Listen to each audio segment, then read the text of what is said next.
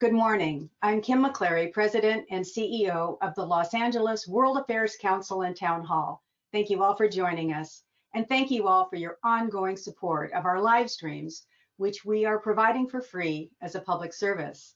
If you're enjoying these live streams and would like to join the effort to keep them going, we've got a new platform that makes giving easier than ever. Please stay tuned for a few minutes at the end of this program so we can provide you with the details. We have a terrific lineup of programs for you through the summer and well into the fall, including a new election series in September and October with Ron Brownstein, General John Allen, President of the Brookings Institute, and Alex Padilla, California Secretary of State, just to name a few. So please go to our website at lawac.org to check on upcoming programs. It's now my pleasure to introduce today's program, Business Ethics, New Rules of Engagement, with Rob Chesnut, who is the former Chief Ethics Officer at Airbnb, and he's also author of Intentional Integrity, which I'm sure he'll be discussing today. And our moderator, Heather Nevitt, who is from EIC and is Corporate Counsel and Inside Counsel. For those of you who are joining us for the first time, we will be taking questions in about 20 minutes. There's a panel on the right-hand side of your screen where you can type in your questions. Claire Krelitz will be managing your questions during the Q&A portion of today's program, and we'll try to get to as many of your questions as possible. Now, Heather, it's time for me to turn the program over to you. Thank you so much for moderating. Hi, thank you, Kim, and welcome everyone. Good morning, afternoon, or evening, depending on where you are. I hope those of you on the East Coast are staying safe with the bad weather that's happening out there right now. But I appreciate you all taking time out of your busy day to be here with us. And a special welcome to my guest, Rob Chesnut. It's my honor to be here with you today, Rob. Heather, thanks for having me. Thanks for doing this. Of course. And so, Rob, we're going to talk about a topic very near and dear to your heart and also very relevant in our current environment, and that is the importance of intentional integrity in the business world. So I have to admit, you have quite a bit of a reputation for making law, compliance, and ethics approachable. And by some accounts, I actually heard the word fun being used, which I admit in the legal world, compliance and fun are not words typically associated with each other. But this idea of ethical decision-making is a topic that comes up frequently in times of disruption and crisis. So it's a discussion that is really timely right now. And I hear a lot about it within legal departments, which is our wheelhouse, and often where these corporate responsibilities fall, but also in a much wider business narrative. So to begin our discussion, and before we get into the minutia, I would like to first start off with a question viewers might be asking. So can you please explain exactly what you mean by intentional integrity, and specifically why it's important for organizations to be mindful of it today? Right. Well, integrity for such a long time, Heather, has been something that's a pretty poster on the wall in companies, right? There's a little lake, some trees, and the word integrity underneath. But it's not something that you hear much talk about. I think leaders have been historically reluctant to talk about integrity and the right thing because I think they viewed it as, well, that's morality. That's really not my job. I'm here to do business. And so I think what leaders have done in the past is they've done what they do with all uncomfortable topics. They give it to legal and they give it to HR, and it becomes compliance. So then what you end up with is a world where, for example, let's take a code of ethics. So companies will go online, they'll take someone else's code of ethics and copy it. They'll put their own logo on top, and then they'll email it out to the whole company and say, check a box to say that you've read this. And boy, thank goodness we've now taken care of that ethical stuff. Intentional integrity is a recognition that inside of a company, you need to make an intentional effort to drive it into your culture. It can't be something that's unspoken or something that's compliance. It's something that leadership needs to embrace. And if a leader embraces integrity, talks about it as a way that you want to do business, both the way you treat people inside the company and the way that you interact with the world, that opens up a whole new realm of possibilities And what we're finding is that it really resonates with consumers today and can drive your business. Yeah, I absolutely agree. And I think it's important to recognize the reality that your colleagues are under considerable pressure to maybe cross lines that they would not typically cross to improve short-term results, right? So the culture has to be ingrained, so there's no question at any level within the company that being in a crisis doesn't give you a license to stray away from that commitment to integrity, right? So would you agree that corporate ethics have been tested through this pandemic? Because I would think that's not a luxury a lot of businesses can afford right now, correct?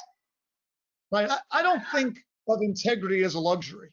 A crisis actually reveals character. I think that's true in your personal life, and I think it's also true with companies.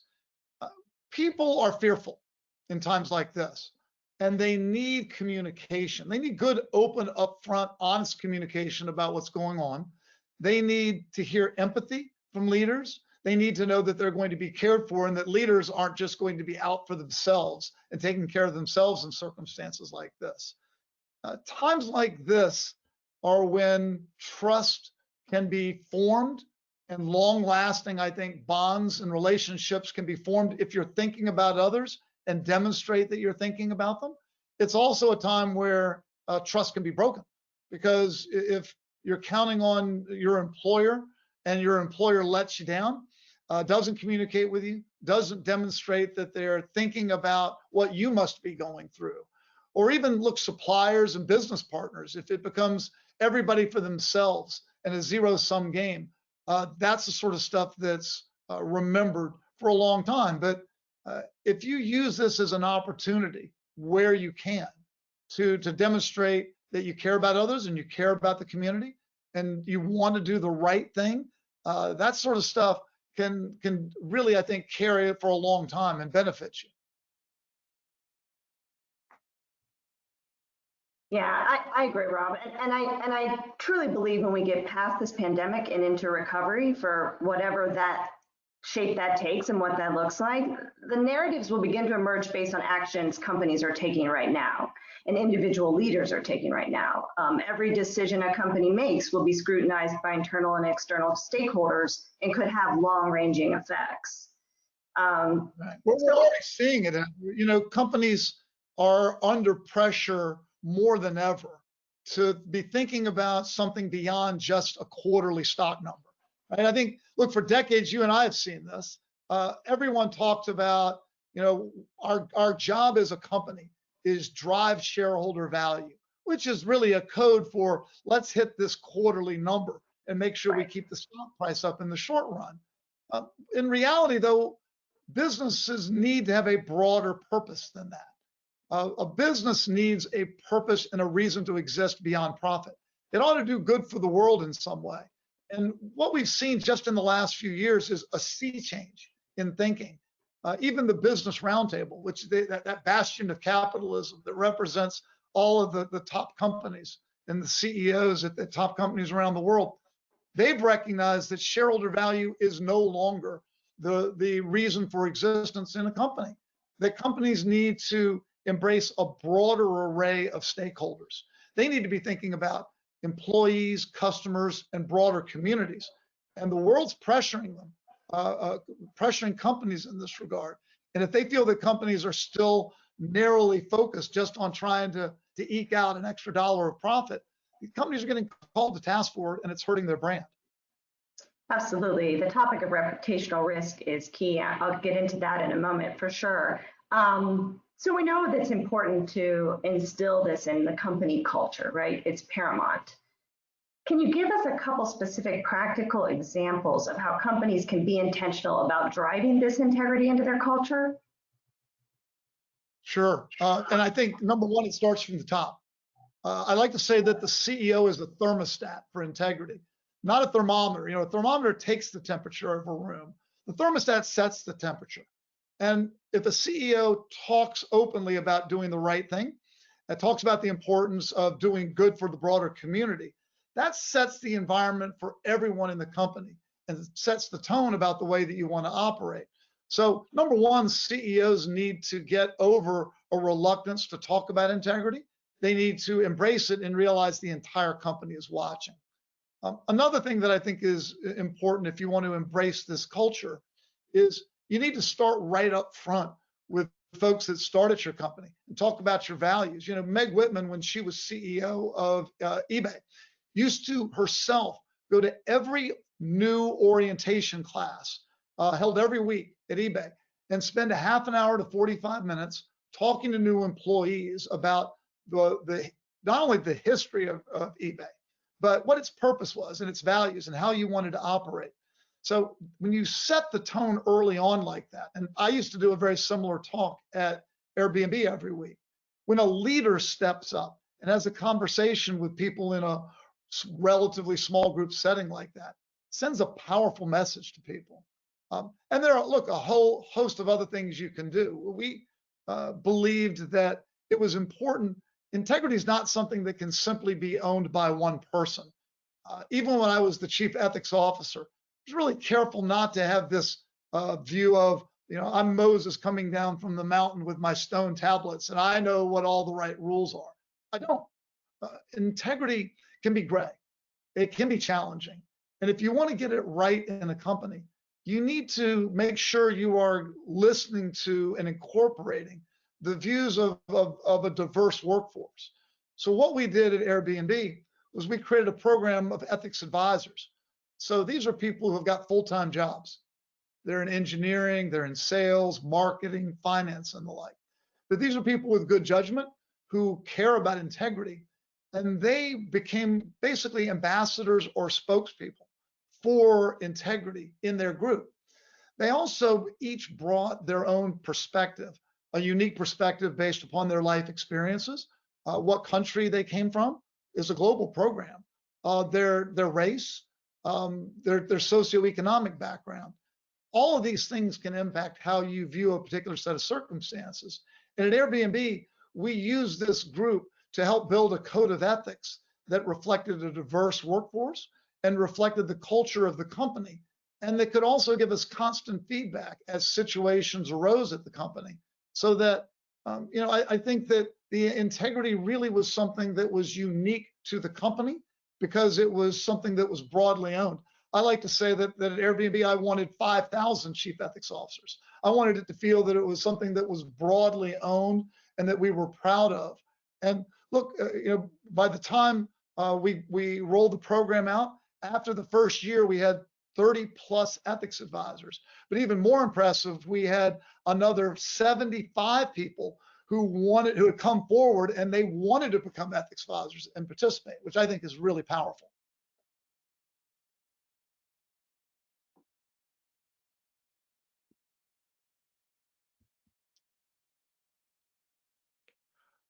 Heather, I can't hear you. I'm sorry, can you hear me now? I can hear you now. We lost you for a second. Yeah, I believe that most people are prone to make more mistakes when they're under stress, right? We write about this idea, and you mentioned it, you know, leading with empathy. We write about that a lot for global leaders in law. And part of that culture needs to be when people who are trying their best make honest mistakes are given a fair chance to learn from those mistakes. I hear success from companies that not only encourage employees to raise concerns, which all companies do, they put out that language, but to make sure it's safe to do so without fear of retaliation. One GC told me that they're also the best early warning system, right? So let me ask you this, and with all of this, why do so many companies still get in trouble and fail to operate this way? What makes them cross the line? Well, again, you start it with the tone from the top.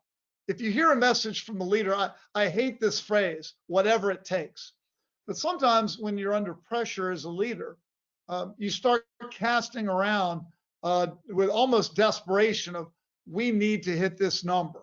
I don't care what it takes, get it done. You heard this at Volkswagen, for example, around emissions.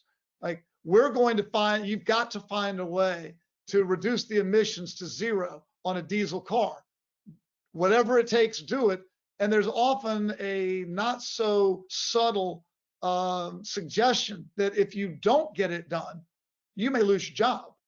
And when people are put into that kind of a high pressure situation, and when a boss uses phrases like whatever it takes, that creates an environment, I think, where integrity is at risk, because people in that circumstance feel like they've been threatened and they are under pressure to do things that they might ordinarily not do.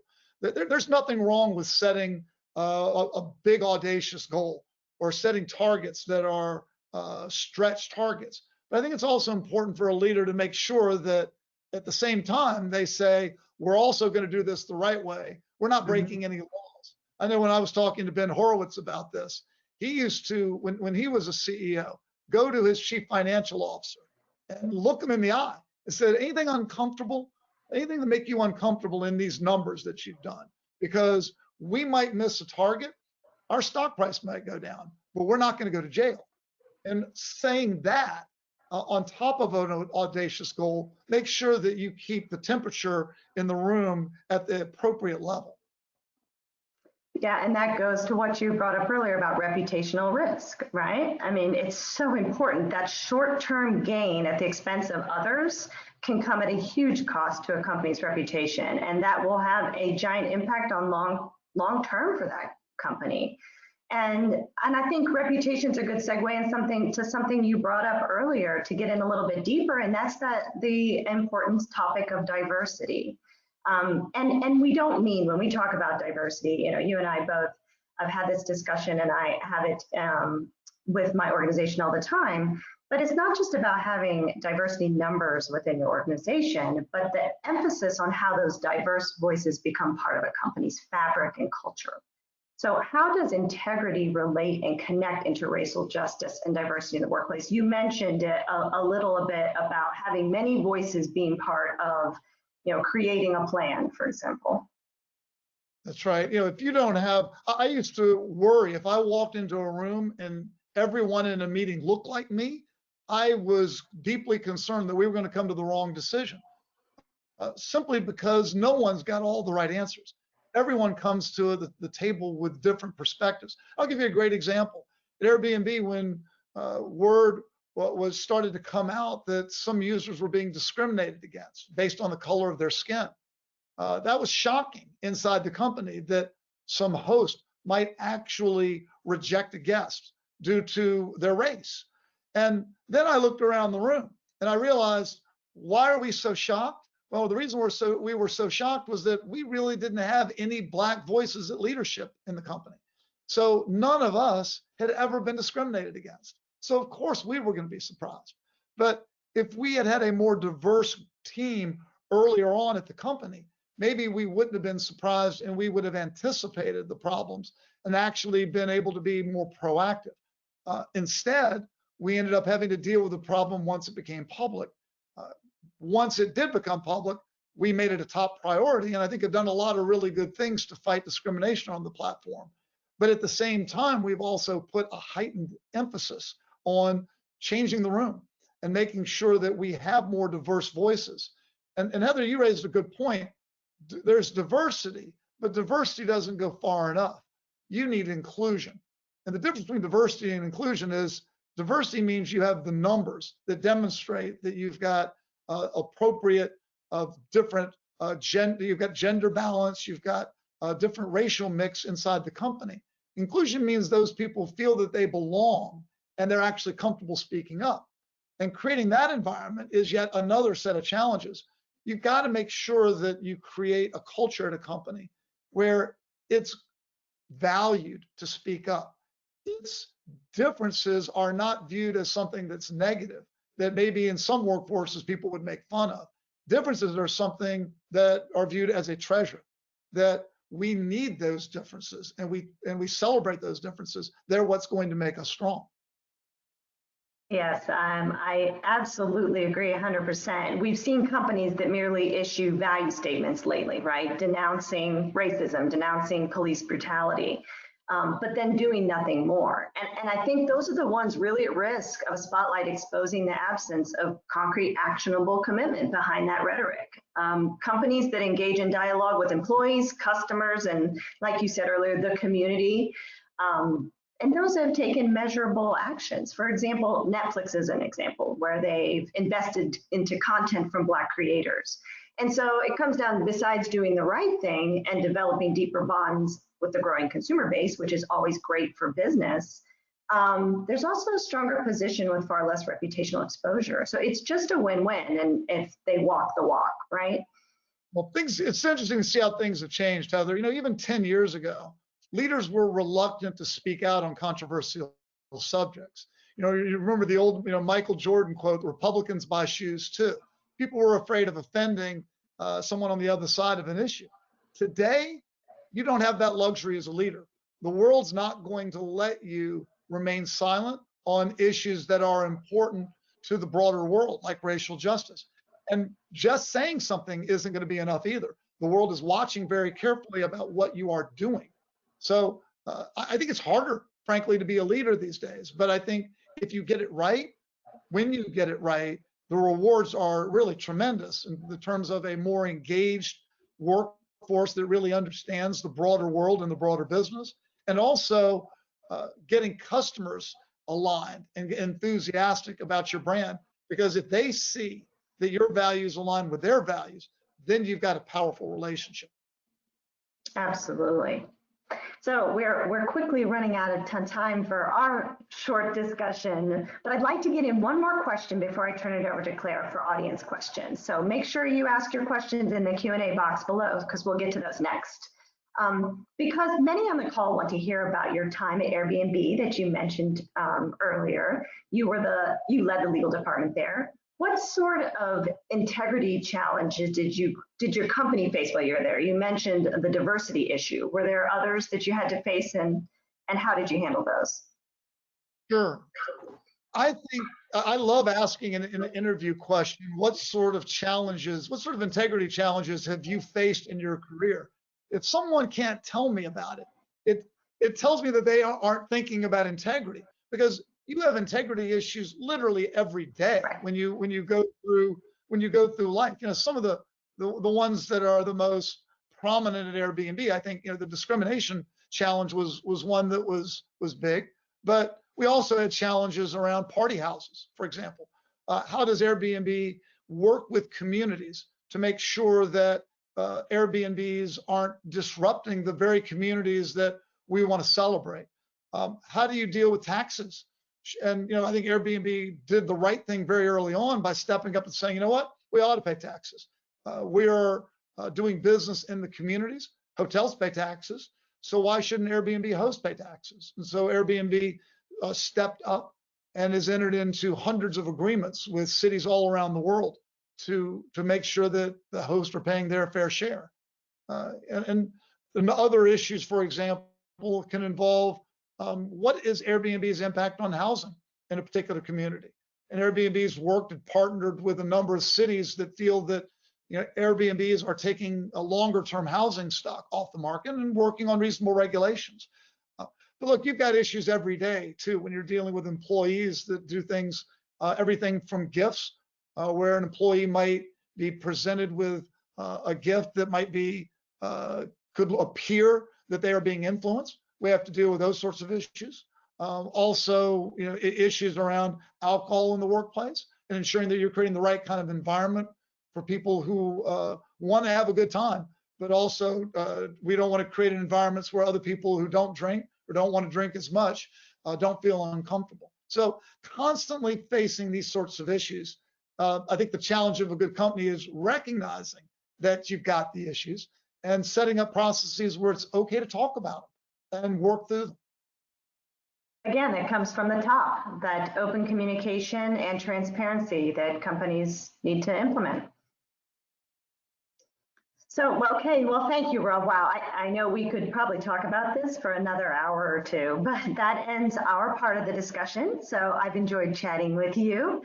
I now want to pass it over to Claire to facilitate our Q&A portion of our webinar with questions from you all. So over to you, Claire, from the Council. Thanks, Heather. Thank you, and good to be here with both of you. So we're going to dive right into our audience questions, starting with some of the challenges of establishing the integrity that you're talking about. So our first audience question is, Historically, in the past, some companies tried to focus more broadly. I think they're referring to not just focusing on profits. We're vulnerable to buyouts focused on short-term gains, largely due to stockholders and not just management. So is there evidence that the shareholders, both large and small companies, are changing their minds? Yeah.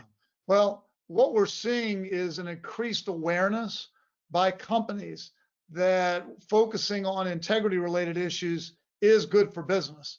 And in fact, companies that score higher in ethics related matters, by this is studies by Accenture, Forbes magazine, over and over again, they're showing that companies that are good at this actually outperform the market, they outperform their competitors. So there's definitely value in values. And I think part of this is because only in the last few years have we seen a rise in what I would call conscious consumerism. Consumers now, I believe the latest poll I saw showed that 65% of consumers indicate that they care about the values of the companies that they are patronizing, and that they will move their money if they see a company engaging in conduct that isn't consistent with what they believe in. On the other hand, if they find a company that resonates with their particular values, they become champions. So I think the questioner's right that I think 10 years ago, 20 years ago, it was harder for a company in this regard because boards were so focused on short-term results. But I think boards are now seeing the data and understanding that a little bit of an investment in doing things the right way really is paying off for shareholders in the long run. So having the right board, having a board that is forward thinking, having a CEO that understands this is, I think, all really important. I think we suffer from some short-termism in the way that our markets operate. And I'd love to see some fundamental changes.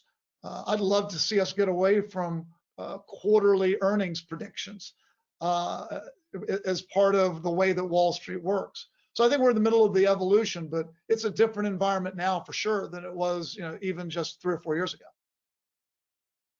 Great. And sort of on that note, the next question is: pace, scale, and technology have made business ethics challenges much more complicated. Can you talk about how we can use technology to improve our approaches to ethics and compliance and accountability? Sure. I think technology has created an increasingly connected world. And the internet's an obvious example, and we've all seen that coming. But I think the pace of the technological disruption is accelerating. It's dizzying, really. And what we've seen now is that we used to be operating in our own lanes. I think companies could focus on their quarterly profit number.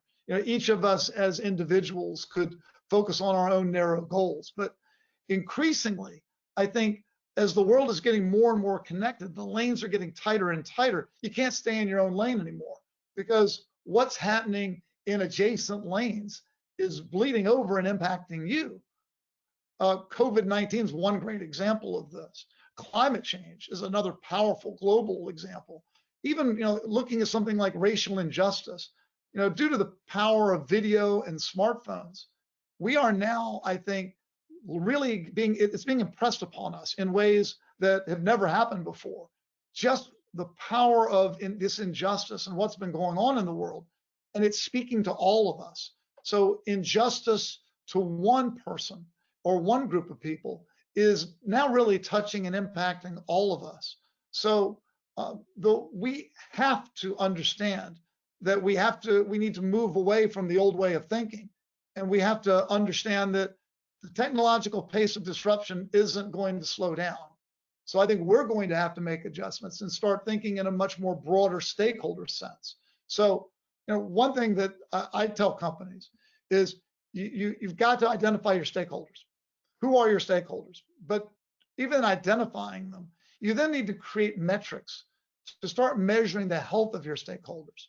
So I was looking at a business called Robinhood, and they are making finance easy and encouraging younger people to get involved in investing money.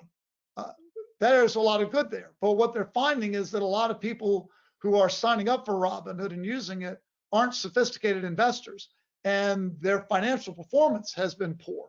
So poor, in fact, that one article I read said they had to install bulletproof glass at the Robinhood offices because they were worried about customers coming in who were so angry for losing money in the market. So Robinhood might be doing well financially, but their customers perhaps aren't being successful in the market. That's a mismatch that can't survive in the long run. So how are you doing financially is important, but how are your customers doing? How are your employees doing? How is the community as a whole doing? What are you doing to contribute to climate change, for example? Which I can talk a little bit more about how companies are really looking at the health of the broader world and the community, but not just making statements about it, setting up metrics. You end up doing what you measure. So companies have now got to learn, how do I put metrics in place to measure the health of all of my stakeholders? How do I report these regularly to my board? And how do I report them publicly to shareholders? And how can I incent leaders within the company to make these the metrics that are tied to compensation? So it's a real shift in the way we do business. But look, the world's moving very quickly. That's forcing us, I think, to make these changes quickly. Thank you. Next question is, what about ethics in regard to advertising? So companies that are showing and saying different things to different people, and especially if you could talk a little bit about privacy and confidentiality in relation to the ethics of advertising. Sure. Well, ethics touches all parts of a business, right? There's ethics in the finance department around the way that you report numbers and being accurate. The lawyers have it. And it's certainly critical in the area of marketing. The good news in this front is that consumers have more information at their fingertips than ever. So like when I was growing up, how did I get information? I had to go into my parents' bedroom and look in the bookshelf for Encyclopedia Britannica. That was how I got it. Today, if you're marketing in a way that is not accurate, the world's going to call you out on it, because so much information is available at everyone's fingertips. They are blogging about it. They're tweeting about it. The press now isn't just a small number of outlets. The press is all of us. And so if you aren't doing things the right way, chances are people are going to call you out. Same thing with data.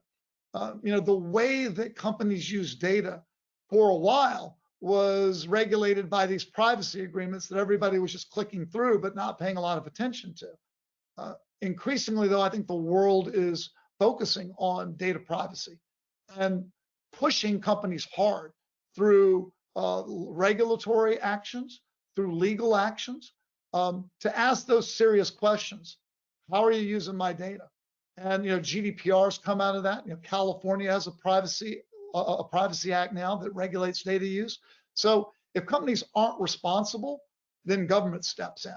And if companies even with the laws, if companies aren't following those laws, what's happening is that employees are jumping in and speaking out, because employees want to be part of a company that has values that they admire. And if they see a company ignoring the law, they're not staying quiet anymore. They're blogging about it and tweeting about it. So yes, ethics in marketing is critical to a brand. And I think more than ever, the world is putting pressure on a company's ethics in the area of marketing. They're watching in ways, we used to say that integrity is what you do when no one's watching. Well, guess what? Everybody's always watching now. And I think pressure from all these different quarters, pushing even the reluctant companies to step up their game. Great, thank you. Zooming out a bit, how do business ethics values change in the international context? Yeah. Well, ethics isn't always clear. There's certain things we could all agree on about lying, cheating, stealing, and following the law. But look, the laws are different in different countries. The norms are different. And I think if you're going to operate as a business, you've got to understand how things are different. And you may need to recognize that things that are illegal in one part of the world may be illegal somewhere else. How are you going to operate? I'll give you one example, in the area of discrimination that I talked about earlier with Airbnb. When we learned that people were being discriminated against on the platform, one of the first things I do is go look at the law. Well, the law doesn't provide protection for different groups that's consistent. It may be illegal to discriminate in housing based upon family status or race or nationality in one country. In another country, that discrimination may be perfectly legal and the norm. So how do you deal with it? One thing you need to do is you need to understand your company's purpose and North Star. Now, I remember when I was talking to Brian about it and started to talk to him about the law, Brian just held up his hand and said, I don't care about the law, Rob. Our mission at Airbnb is to promote belonging, is to promote people getting together from different backgrounds, different cultures, and through immersive travel, kind of closing the gap in the world and getting people closer together. So regardless of what the law says, this sort of behavior on our platform isn't acceptable. So one thing we did at Airbnb is we required everyone all around the world to accept a non-discrimination pledge, a very clear, simple, direct pledge. And if users weren't willing to accept it, regardless of what the law said in where they lived, they weren't welcome on the platform anymore.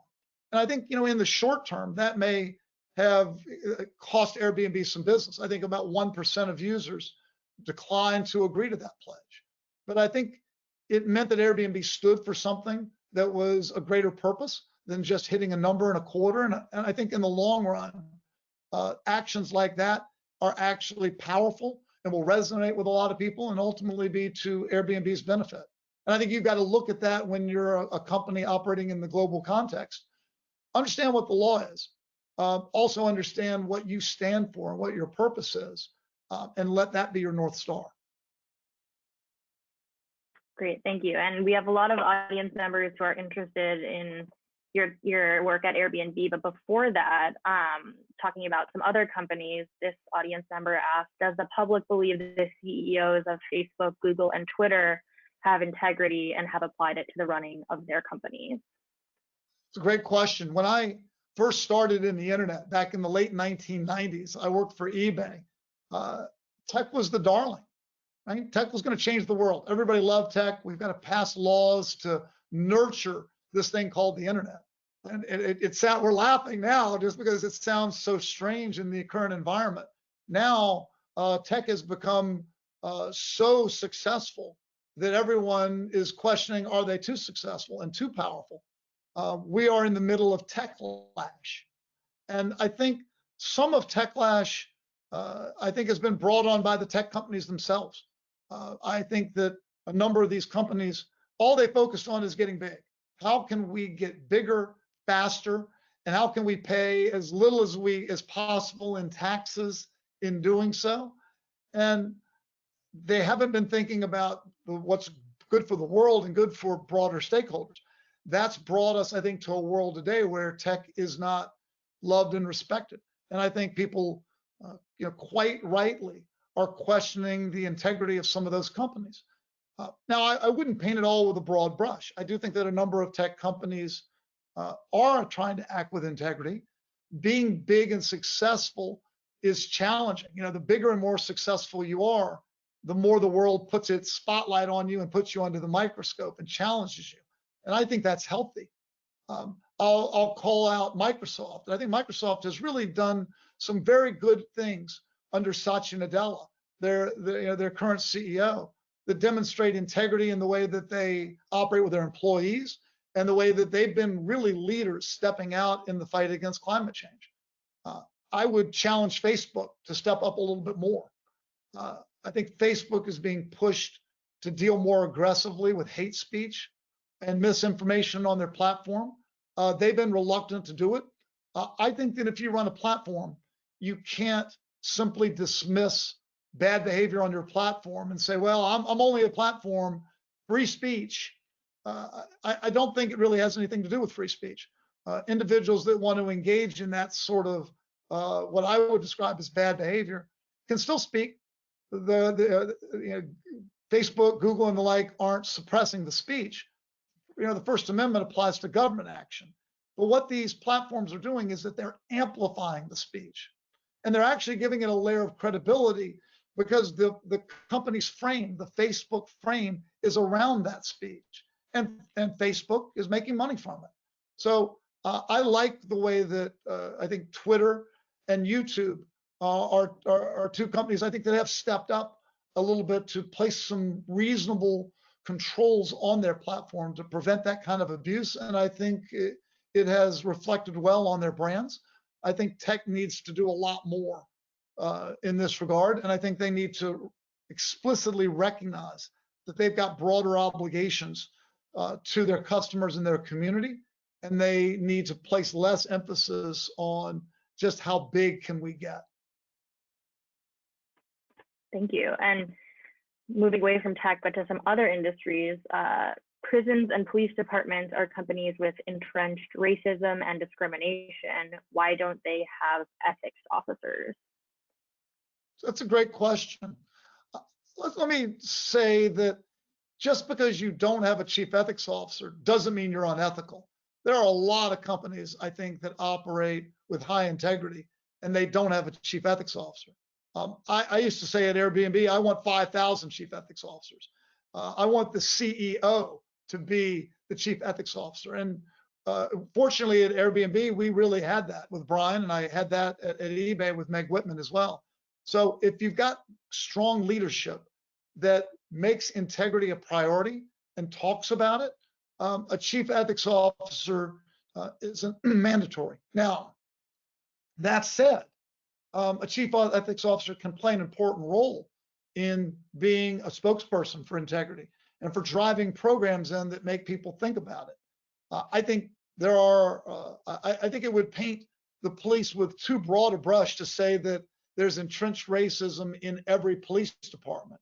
But I also have to say it's obvious that there are police officers and that there are certainly agencies of the police in different parts of the world that have got racism entrenched and they're not operating with integrity.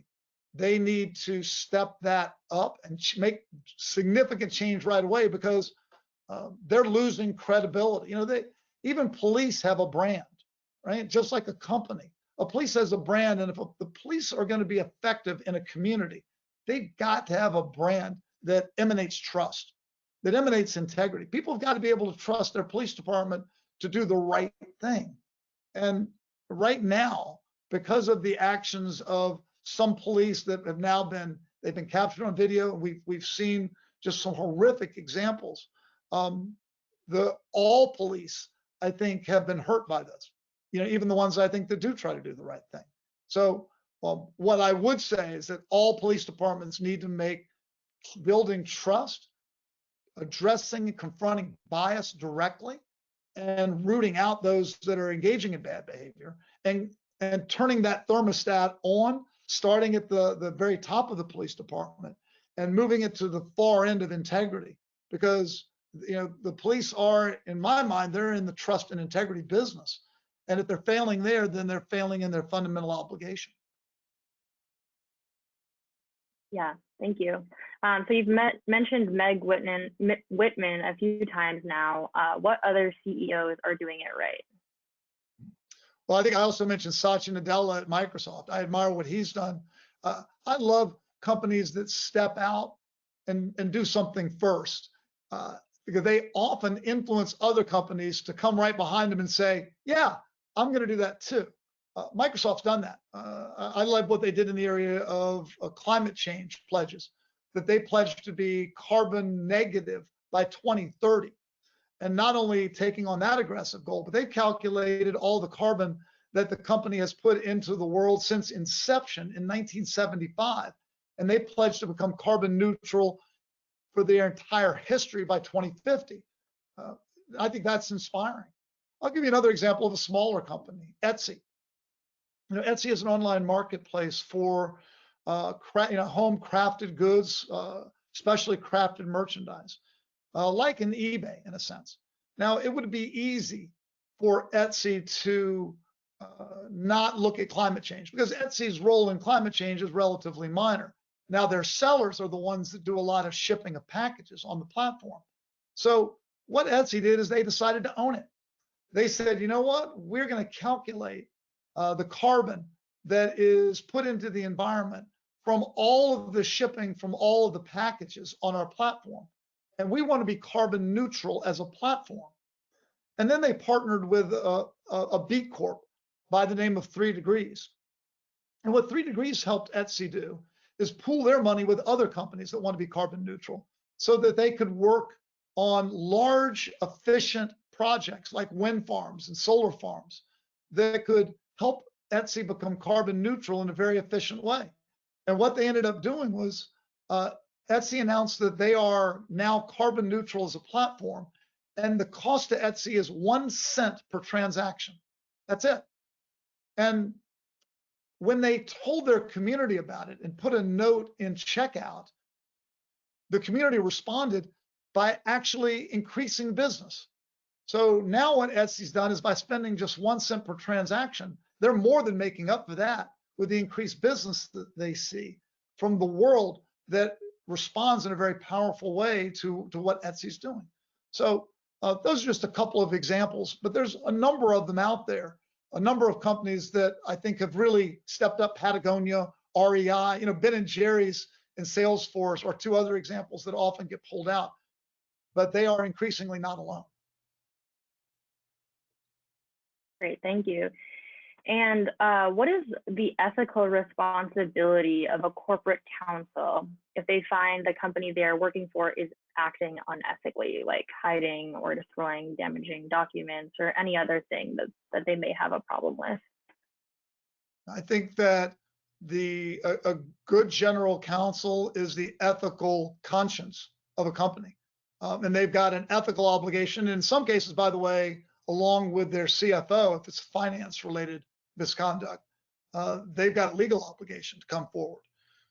And I realize that's not easy, but those are, I would tell any general counsel out there that you need to step up in those circumstances because look, the world's going to find out. Increasingly, we're seeing there are no secrets anymore. And, if you don't step up, then you become part of the problem.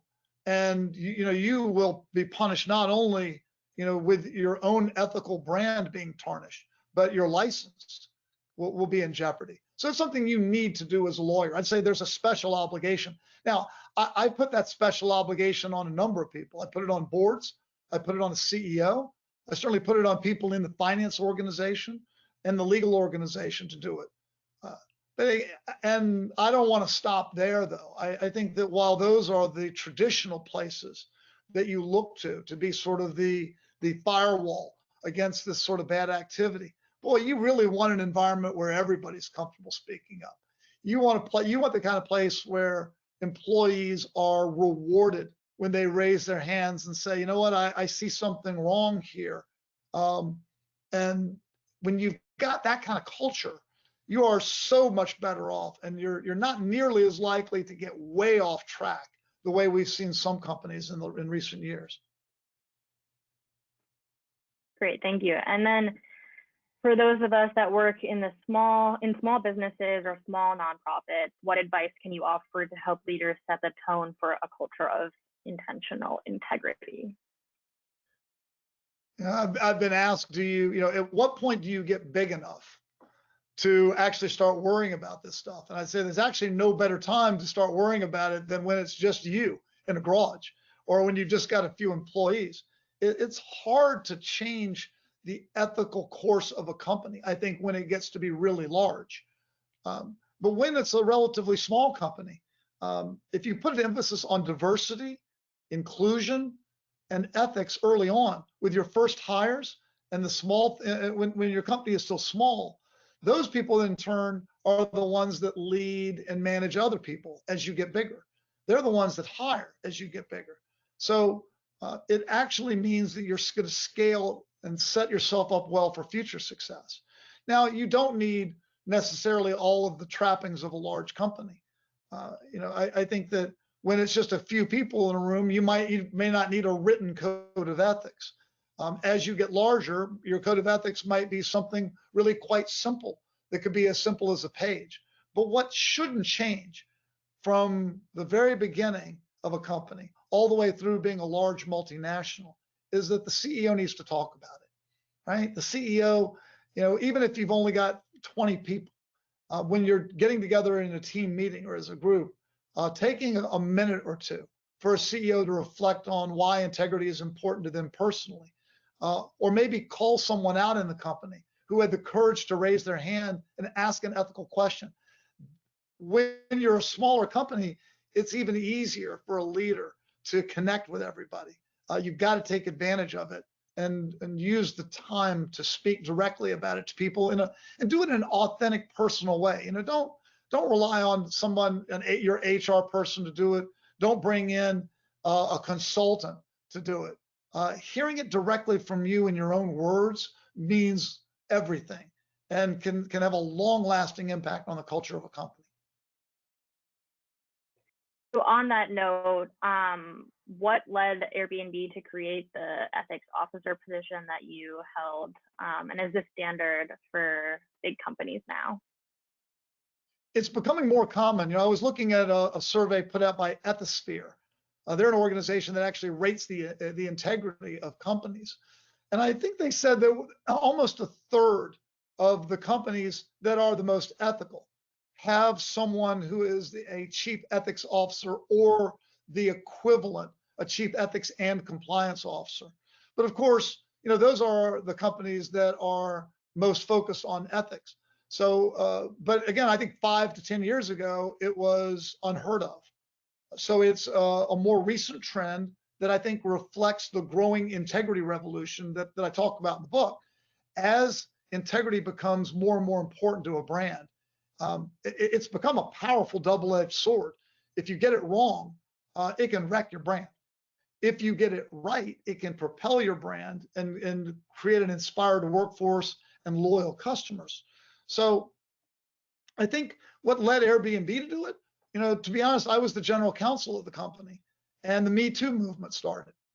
And I was reading about the experience of women in the workplace all across Silicon Valley and around the world.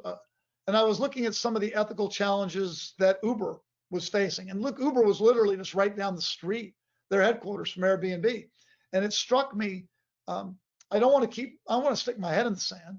I believe in the leadership and the integrity at Airbnb, but the problem is integrity, the enemy of integrity is silence and ambiguity. So if you don't talk about it and you don't have a program, that's where people tend to act in their own self-interest and rationalize their behavior. So what I decided to do is, I'd rather learn from everyone else's mistakes. I'd rather learn from the problems Uber and WeWork were having. And I'd rather be proactive and prevent problems. So we set up an integrity program at Airbnb that was designed to intentionally talk about these things. And literally it became so popular, employees loved it. We did little videos that the employees really enjoyed. We did integrity talks. And it really resonated with the people in a way that I didn't anticipate. And that's why I ended up writing the book. And I enjoyed the work so much and found it to be so impactful that the company decided, let's have somebody do this full time instead of doing it just part time in connection with the general counsel job. Let's split the two. So that's why we decided to go down that path. Great. And this will be my the final audience question. But you talked about your new book. Is there any key points that you haven't expanded on yet? And would you please do so? Wow. I think it's the idea that integrity is a superpower if you can tap into it. I spent some time talking to Dan Ariely in order to write the book. And Dan Ariely is a behavioral psychologist. He's a scientist at Duke University. And what Dan taught me is that the worst sort of cultures for integrity are ones where no one talks about it. Why? We all want to feel good about ourselves. We all want to feel that we're a good person. If I ask on this call all the audience members, how many of you have integrity? I think all of us would raise our hand because I think we all believe that we've got it. The problem is that we all give ourselves the benefit of the doubt. We all see integrity through our own eyes and through our own life experiences. And therefore, I think we're good at is we're good at sort of rationalizing why a certain action is okay. It's fine to do that. what Dan helped me understand is that the more creative the workplace and the more intelligent the workplace, actually the greater risk you have from an integrity perspective, because people in those environments, they're so creative, they're great at rationalizing just about any sort of behavior. So in order to protect yourself, you've really got to address it with intentionality.